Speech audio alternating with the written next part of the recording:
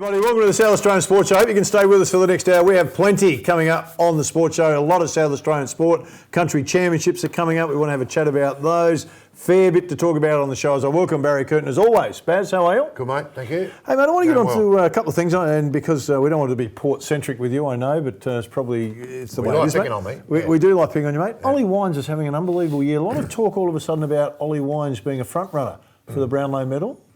He's turned his game around. You know, he had the water skiing accident last year and a lot of people frowned on him and he seemed to be a little bit out of sorts. And then all of a sudden this year he's just having a ripping year. Is he a chance? Oh, he's a chance. A good chance? You know, he had 40-odd possessions on the weekend against Hawthorn. But he burned a lot of the ball on the weekend, which that part of his game has improved. But on the weekend, he didn't kick the ball as well. I think that just might go against Ollie a little bit. Because if you look at players who are the favourites at the moment, like your Bontempelli, they're silky skilled type players. Well, he seems to be the number one pick at the moment, Bontempelli. The Port Adelaide coaching staff said during the week, the quote that I saw about Ollie, he's becoming the player we knew he could become. He's a bull. We want him to be a bull in there, in that midfield, which he is, mate. He gets a lot of contested possessions because he's such a bull. He's powerful, So yes, he'll be up there. I think he'll get robbed a little bit by Travis Boak with votes. But then if you look at Bontempelli, he's got a lot of players around him that are doing exactly the same thing. Liberatore and McRae, these guys, they will take votes away from him. I think this year's Brownlow is about as open as it could be. I'll tell you who will poll well from Port Adelaide is Carl Amon.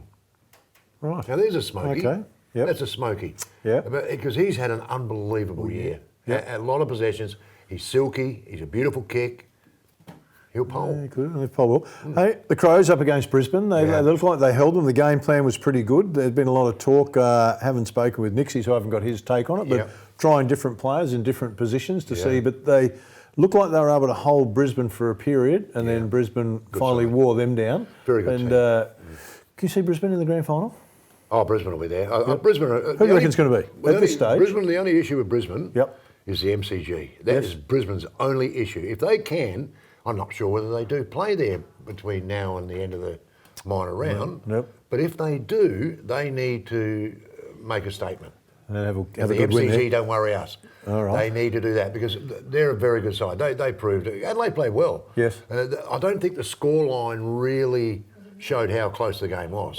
Brisbane got away and belted them in the end. So Adelaide may finish 15th this year. Yeah. Oh, I think that's a pretty good result. I'm not for a moment suggesting that, we should be satisfied with it. I don't think anyone's saying they're satisfied, but I think if you go back to the start of the year, most people were predicting they'd be lucky to win 2 games. Yeah, lucky to win. And, they've been close. They're just sitting on the cusp of the 8 at different times, and they're still sitting there right now, so they could finish higher. Worst position, probably 15. I think most people would look and say, Nixie and his coaches have done a pretty good job this year. Not bad. Next year they'll be judged a bit harsher because those wins will need to be continued and a couple more. They've been in a lot of games. They've been in a lot of games, we just haven't won them. I want to get your opinion on this one. Right now, of course, Nathan Buckley's seat is vacant. Robert Harvey's sitting in the seat at the moment. Of course, a lot of pressure on Teague, what's happening there. And suddenly all these people are talking, Mark Williams has been spoken to, Sam Mitchell's been spoken to. And I know there's a rule in the AFL that says that you shouldn't speak to coaches. Is there need to be a responsibility by the media to go, you people, unless you're 100% sure that this coach has been spoken to, which is against the rules, no stories, because it impacts massively on the team. Of course it does. Yeah. So does the AFL need to take a stance and say, it's not happening? Yeah.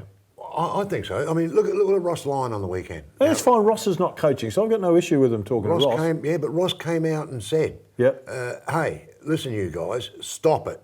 Because I have not been spoken to by anybody.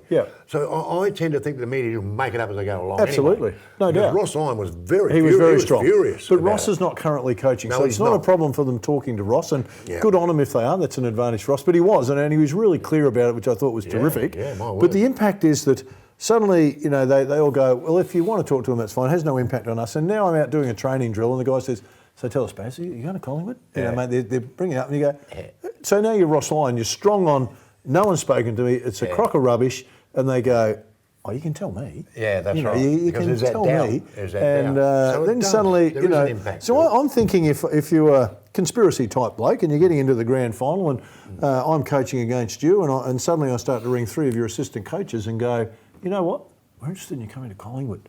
And suddenly I'm just unstabilising your group. Yeah, and I agree, mate. I think there just needs to be a bit more scrutiny by the AFL saying, no, it's not happening. So Well, you media report whatever you want, but it's garbage. Yeah. It's absolute garbage. Well, let's not make it up as you go Yeah, along. and if you can 100% prove that they are, but I got a phone call from a respected person who said they were.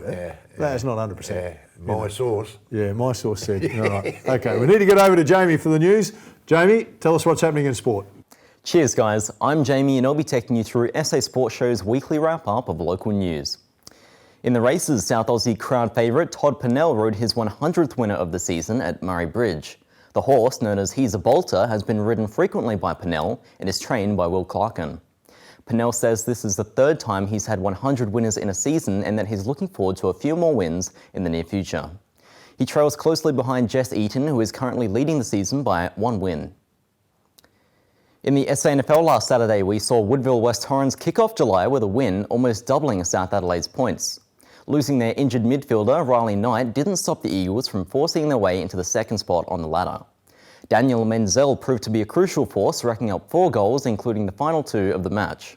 Tyson Stengel, the Coles valued player of the game, finished with an impressive 5 goals, 11 disposals and 3 marks. The guy just didn't miss. North Adelaide also took the win against West Adelaide at Hisense Stadium with a 93 to 49 point finish. Campbell Combe put up the numbers, acquiring an impressive 39 disposals, 11 marks, as well as a clean final goal of the match. In netball news, the Thunderbirds are now even with the Magpies on the ladder after a dexterous 62 to 54 point win against them on Sunday. After the team was punished for mistakes early on, Georgie Horace picked up 2 super shots, enabling the Pinks to claim the lead at quarter time. It was all up from here as they gained ground in the 2nd quarter, putting the pressure on the Pies to keep up.